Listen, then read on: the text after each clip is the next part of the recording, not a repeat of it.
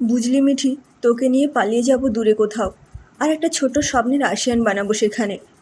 রুদ্র চারুলতা ওরফে মিঠির ফোলা ফোলা ফর্সা গালটা হালকা চেপে দিয়ে কথাটা বলল। কিন্তু রুদ্রদা, আমরা কোথায় যাব? মিঠি আদুরে গলায় জিজ্ঞেস করে। রুদ্র মিঠির কপালে উড়ে আসা চুল সরিয়ে দিয়ে বলল, যেখানে তুই যেতে চাইবি। মিঠি রুদ্রর কাঁধে মাথা এলিয়ে মৃদু হেসে জবাব দিল, আমার তো পাহাড় ভালো লাগে রুদ্রদা। নীল আকাশের নিচে একটা সবুজ পাহাড়, একটা ছোট্ট কাঠবাংলো, অনেক প্রজাপতি আর ঝর্ণা। আদর করে মিঠির মাথায় হাত বুলিয়ে রুদ্র বলল, ঠিক আছে, খুব তাড়াতাড়ি তোকে নিয়ে যাব সেখানে। সত্যি বলছো রুদ্রদা? খুশিতে চমক দিয়ে ওঠে মিঠির দুই চোখ। রুদ্রকে জড়িয়ে ধরে মিঠি বলে, তুমি আর আমি সেখানে থাকবো, আর কেউ যেন না থাকে, এই আমি বলে রাখলাম। আর কে থাকবে শুনি?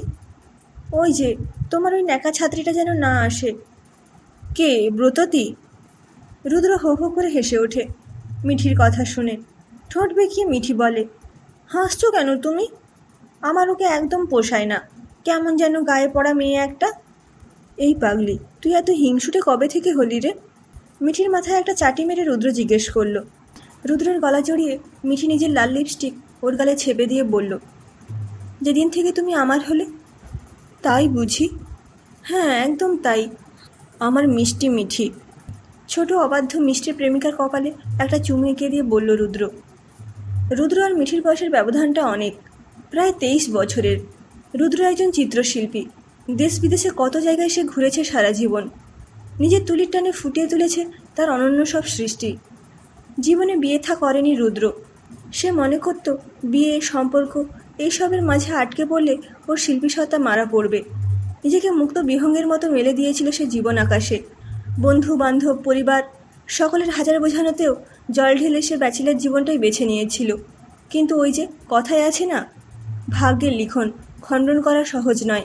সারা জীবনে রং তুলির বাসা নিয়ে ছুটে বেরিয়ে জীবনে অনেক অর্থ উপার্জন করেছে রুদ্রমোহন, কিন্তু কোথাও একটা থামার প্রয়োজন বোধ করেছিল। তাই সব ছেড়ে মাধবপুরে নিজের পৈতৃক ভিটেতে ফিরে এসে সে সিদ্ধান্ত নিল বাকি জীবনটা এখানেই কাটিয়ে দেবে, একজন আঁকার শিক্ষক হিসেবে। কে আর আছে তার, ওই একমাত্র বুড়িমা ছাড়া। কিন্তু বয়সের ভারে যখন বসন্ত রং হারাচ্ছিল রুদ্রের জীবন থেকে, ঠিক তখনই বিকেলে পশ্চিমী হাওয়ার মতো ওর জীবনে মিঠি ওরফে চারুলতা এসে হাজির হলো। এই গ্রামেরই মেয়ে চারুলতা, সকলের খুব প্রিয়, দেখতে ভারী সুন্দর, মায়াভরা মুখ তার। আর সব থেকে যেটা সকলকে বেশি আকর্ষণ করে সেটা হলো ওর দুটো গভীর কালো সুন্দর চোখ। কি জীবন্ত, মনে হয় মানুষের হৃদয়ের গভীর অবধি ছুঁয়ে যায়। কিন্তু ভাগ্যের পরিহাস, মেয়েটি অন্ধ। জন্ম থেকেই সে জানে না রং কী জিনিস। প্রকৃতির কোনো রং তার মস্তিষ্ক আজ অবধি চেনে না। তবুও রুদ্রের প্রেমের রঙের ছোঁয়াতে সেও রঙিন হয়ে উঠল দিন দিন। রুদ্র তার প্রেয়সীকে কোনোদিন দেখাতে পারবে না তার আঁকা ছবি, তবে রুদ্রের হাত ধরে চারুলতা চিনেছে পৃথিবীর সব রং। মিঠি আজ সব রং জানে।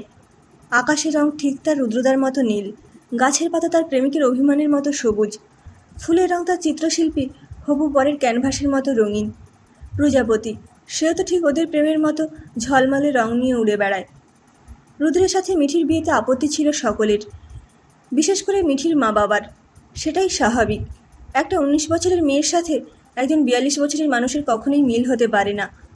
তবে মাঝে মাঝে বইয়ের খাতায় লেখা কথাগুলো কেমন যেন জীবন্ত হয়ে ওঠে। Age is just a number.